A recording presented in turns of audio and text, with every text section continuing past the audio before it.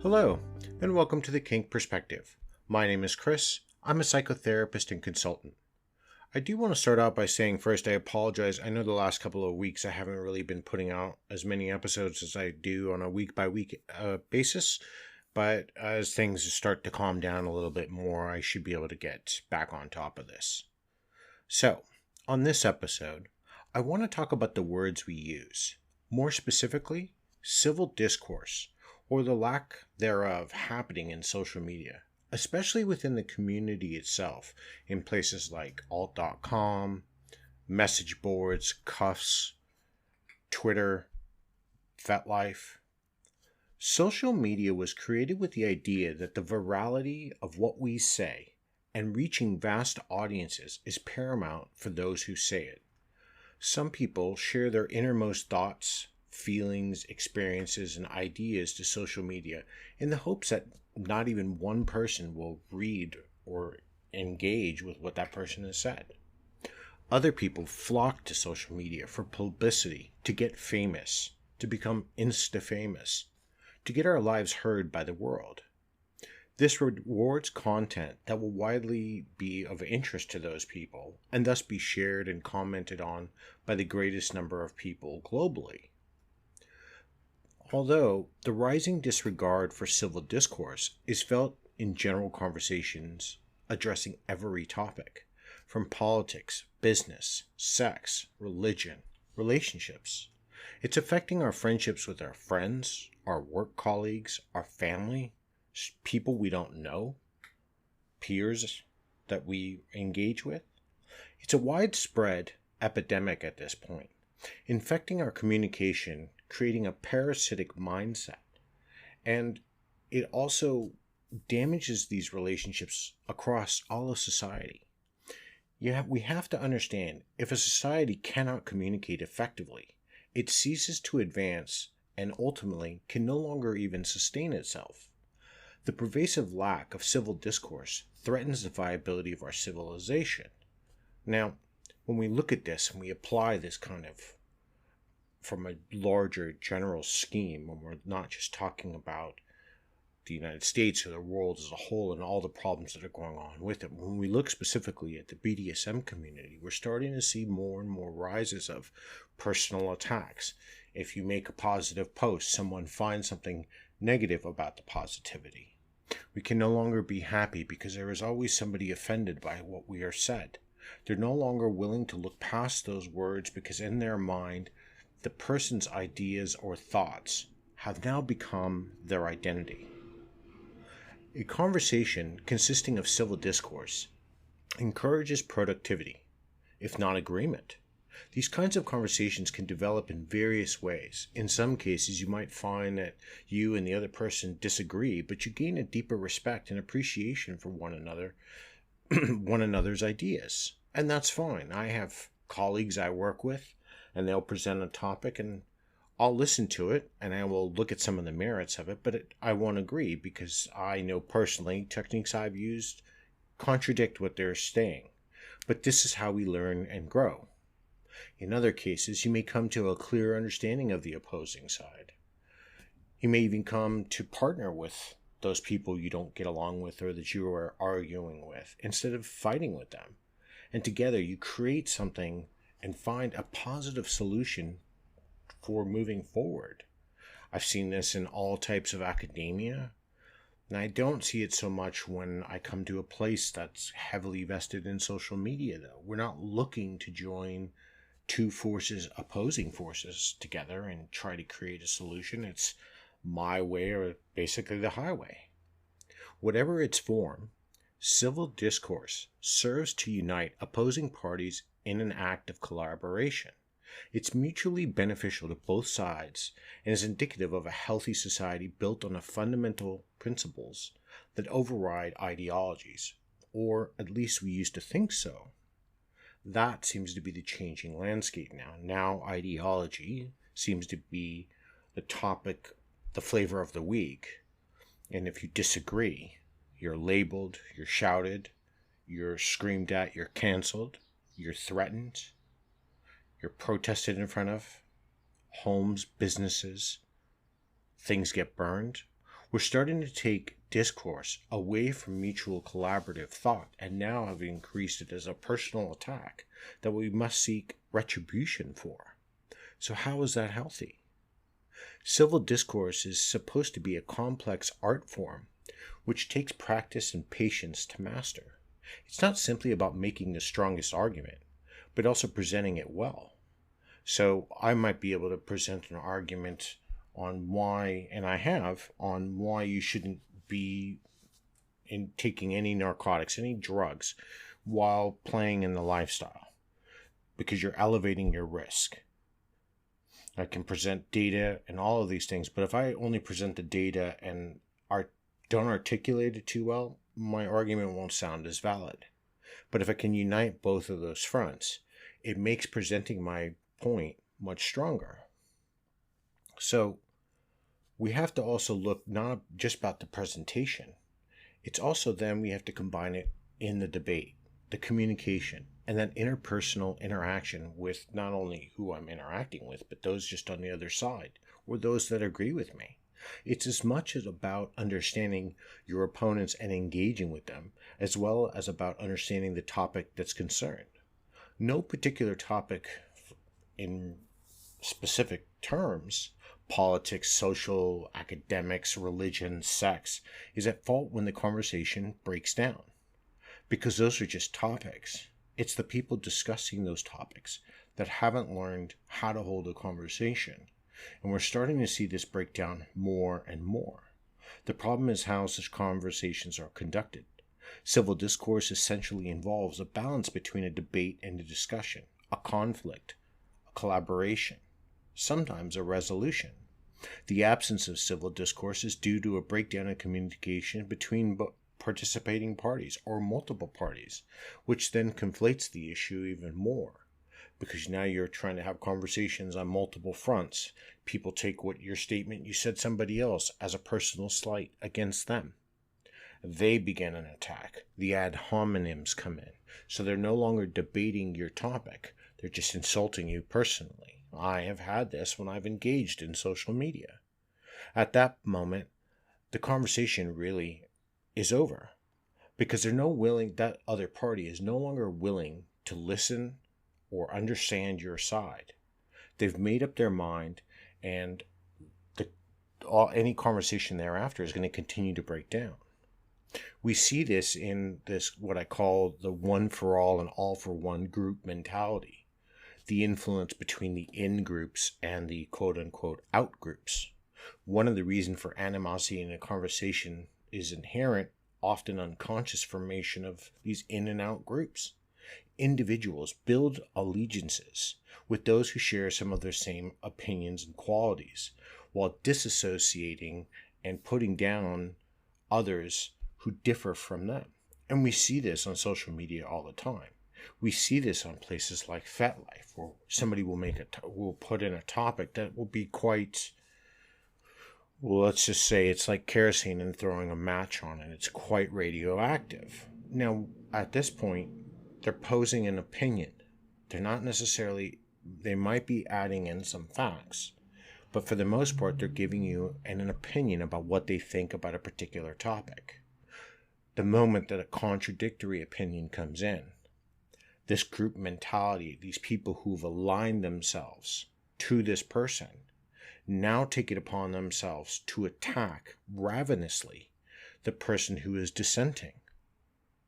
This is not to say that the person dissenting is all innocent as well, because those who do dissent sometimes also dissent in a manner that is unruly and disrespectful.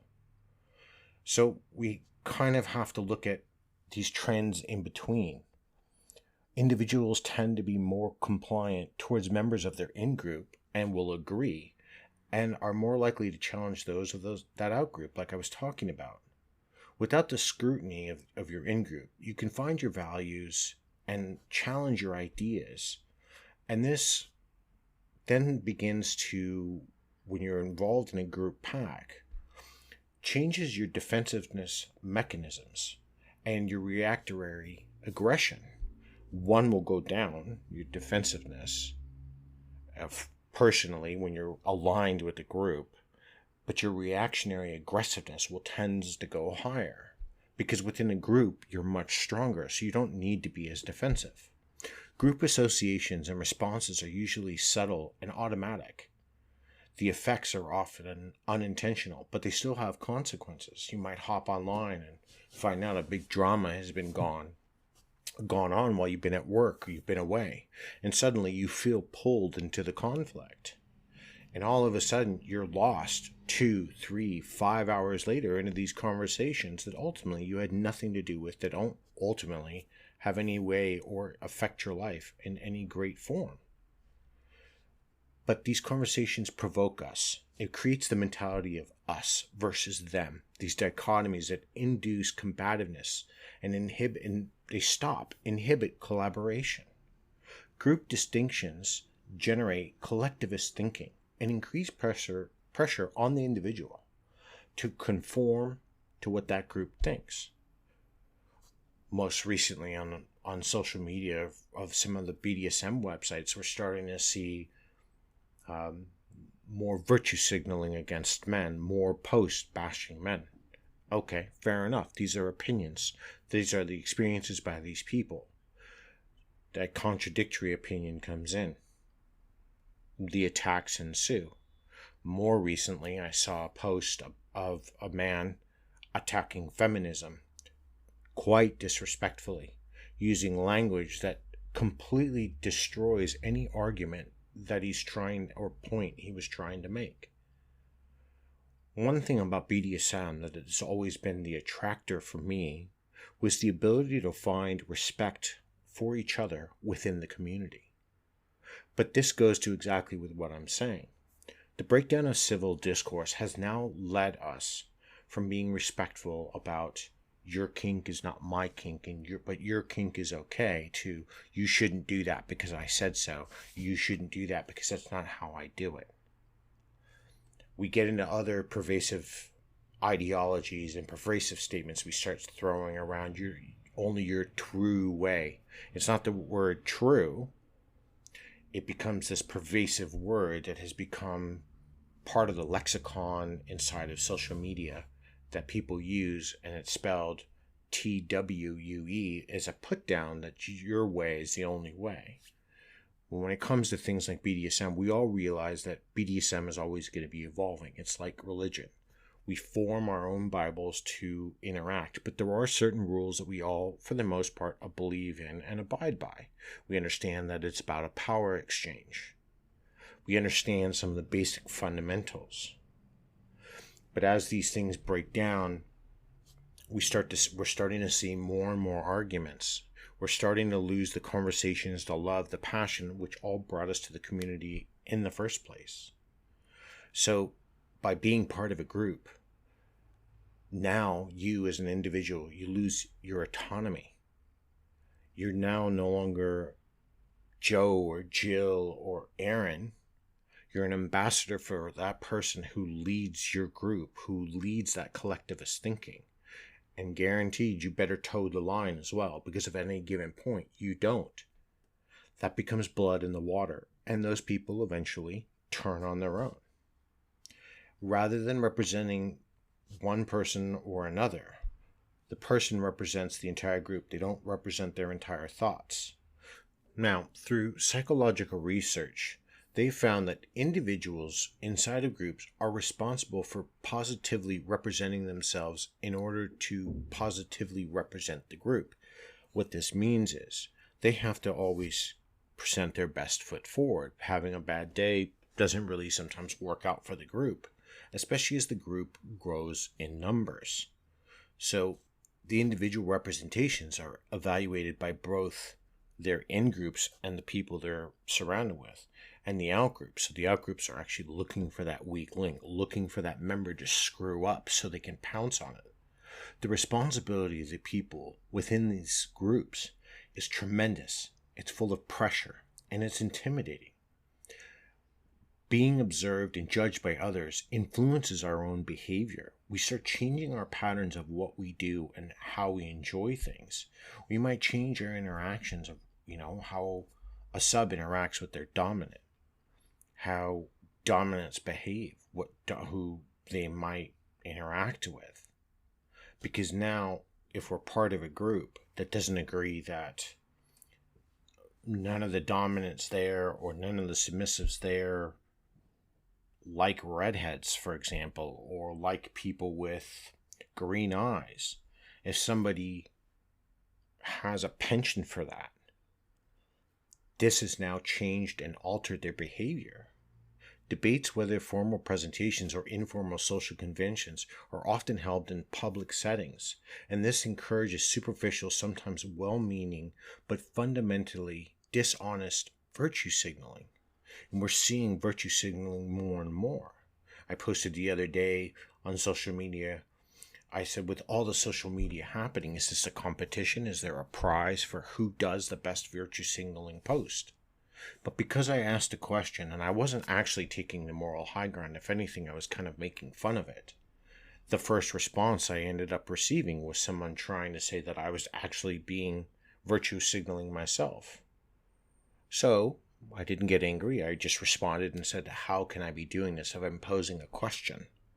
But because we are interpreting what we want to interpret, when we interpret words that aren't said to us, we have to add our own inflection. We understand them differently. This is one reason I don't like to text when I engage with my clients. Although in extreme cases I will text or email, I, for the most part, either video, in person, or worst case scenario, phone conversation with people, because we need to hear the words and how they're being said. When we're talking about virtue signaling inside of these groups, it occurs when the behavior is motivated by appearances as much, if not more than, sincerity. Groups are not necessarily negative, but neither are they exclusively positive. And you see this as well on a lot of our social media posts that permeate through FetLife or BDSM or even Twitter. Sometimes the posts that these people make, they harm individuals. They are filled with vitriol. They complicate the discourse, and they definitely inhibit civility, because if you want to engage, it becomes difficult to find a pathway, a safe harbor into the conversation. Because if you engage, unless you are either for or against, depending on what the argument or the discussion is about, you are instantly attacked. Well, how is this healthy? And I see these breakdowns all the time, where people are explaining things or asking questions, and then the comments start coming in. Oh, you're just an incel. You are a twat. You're a loner. You're going to die a virgin. You're never going to have a master. You will never find a submissive. What kind of people are having these conversations? And I would even pose a bigger question. Are these the types of people you want to get involved into dynamics with? How are these the types of people that say they're for the community when they're putting other community members down? When they're not allowing discourse to happen? And I'm not talking about discourse that's unhealthy, that's racist or misandric or misogynist, or anything there in between. I'm not talking about that, so we don't conflate the issue. And the fact that I even have to explain that becomes part of the problem, because this is where we are now in the moment of civil discourse. The other problem is as well, is that we're now guilty by association. We conflate people with their ideas. Civil discourse is supposed to be an exchange of the ideas between people. However, one major issue is that many can't tell the difference anymore between what's being said and the person saying it. Oh, well, Chris, you said this, so that's, without a doubt, you believe that. No, that's just untrue. I fundamentally, as someone who is curious, I hold 2 master's degrees. I'm still contemplating about getting my PhD, but I like to learn, and I like to understand, and there are people with far more knowledge than I will ever have. So I'm going to pose a question, because if something doesn't make sense, but God forbid that I do, and if I don't word it correctly, now my question is an insult, and that insult, that slight, demands a retort. It demands an all-out offensive. So the distinction between our ideas and the people saying them is being dissolved. People's ideas are becoming who they are. This is a dangerous belief to hold. We're starting to see this belief transpiring and taking a major foothold in universities globally, where professors are no longer allowing the Socratic method that once used to be prevalent. They're now more of an authoritarian or dictatorship type rule. We used to encourage others to explore ideas if they were different, to understand them. But now it's become wrong to disagree with ideas. The problem is that these ideas and people have become so inseparable that it's hindering free exploration and inquiry into the vast chasm of the things we want to learn about. Instead of voicing an idea which merits further investigation, one now risks becoming bound to that idea. I have always, personally, I've never been a fan of rope.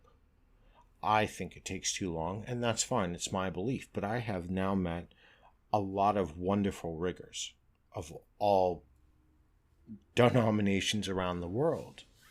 And they've told me through their practices and everything else, it takes time to learn, like anything else. But if I was to have that same conversation I had today that I had 5 years ago, all people would think is that I just hate riggers, that I think the practice is stupid, that I think rope bunnies are dumb. None of this is true. But it becomes the stance that we take. And we are ready to be offended. We're so ready to be offended as a society now, especially within the community, that we're more waiting for the moment to become offended or find something offensive so we can attack. And that's dangerous, because we're no longer pushing the boundaries of what made things fun or to learn more about.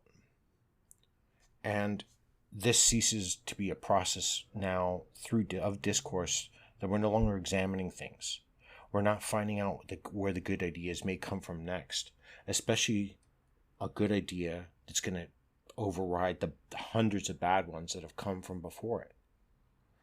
That becomes problematic. If we keep equating people with their ideas, and of course there is some truth that if somebody's saying it, unless they outright say, this is just about an investigation, that they may have some sort of personal attachment to their statement, that we are going to get to the point where we're no longer discussing everything. We're going to be holding up cards to communicate. We are going to revert back to a society that use hieroglyphs and pictographs to talk to one another, because that's where society is breaking down. When people and ideas become so indistinguishable, disagreements become so very dangerous. Hostility is already growing, and hostility towards a thought becomes the animosity towards that person who had the thought. That becomes, and is, very destructive. It's divisive instead of constructive or collaborative. Nothing good will come from it. I'm seeing this. I'm reading about it. I'm talking to my clients about it. They don't want to go on social media anymore, or they get into these 5 or 6 hour debates when they come home from work because people are just there to disagree with things that they have said. We do have to bear in mind as well that some people tend to disagree in social media because they just want to disagree. They like to troll. They want to just get a rise out of you. While discourse between two people is still, for the most part, really common both online and so much more in person, is civil. The feature that makes discussions productive is receding. We're starting to see it less and less. Polite discourse is being replaced by aggressive argumentation. Open discussion and exchange of ideas for the purpose of learning are being replaced by combative debates which discourage collaboration, especially for the future. I saw a post that was talking about rigging. Then the person who put up the post, I'm not hampering on riggers here, but it just comes to mind. But because the rigger then didn't talk about people who were not as tall, or people then that weren't too tall, or people that were bigger or too small. Dimensions and things, obviously, with each individual body type change. The conversation, which seemed to start off as something so positive, within, paragraphs of the conversation, 5, 10, 15 minutes of the conversation, it broke down to a yelling match until ultimately the poster closed the comments off. Since then, they no longer post. Because why share their knowledge? Is their excuse. I have encouraged them to keep sharing. And I'm not the only one. When conversations lack cordiality between people, not only do they become a futile exercise, but they're counterproductive, since they produce a polarizing effect that degrades the discourse or shuts down the possibility of it altogether. Consequently, discussions do not conclude by resolving issues. Instead, they result in this tense frustration, anger, stress, anxiety, depression, heightened animosity, and prove a distraction from the original issue. Sometimes we get so mad over the fighting, we can't even remember what we were fighting about. No matter what the topic is, we have to understand that civil discourse is necessary. Not one person holds the keys to the kingdom in the BDSM realm or the fetish community. While we all are allowed to have a voice and to definitely encourage everybody to talk and share their thoughts, we have to at least do so respectively of each other and allow others to come in and challenge what we're saying. That's how we grow as people. Civil discourse is about the positive manipulation of differences. It includes both individual perspectives and collective solutions. It involves a union of individuals, each offering his or her unique insights to a situation or a problem, and leads to a cumulative advancement of society or our community as a whole. Discourse is a form of our interpersonal communication and a type of relationship that we can form a very strong bond with. The state and the way civil discourse in a given society offers a view and an indication of the health of that society and suggests a prognosis for its future. If I was to come into FetLife now as someone brand new to the community or on alt.com and look at all of the blogs and the message boards there and saw this as a gateway to BDSM, to the community as a whole, first, it's not. It's social media, so I'm going to state that. But if this was my conduit, I would be lost. I'd want to turn around and run away. I'd want to believe that the only way that I'm going to be accepted is either, depending on what your gender is, bearing it all, talking down to some, or having a six-pack for others, becoming superficial, aligning yourself with the proper groups, and then getting in with the right crowd. Beyond that, everything else doesn't seem to matter. You get lost in this wave of conversation that sometimes is so overwhelming. You just want to withdraw. If civil discourse becomes a lost art, and it's slowly heading that way, that's a sign of a failing community. I don't want to believe and think that our community is failing itself or is crashing down upon itself.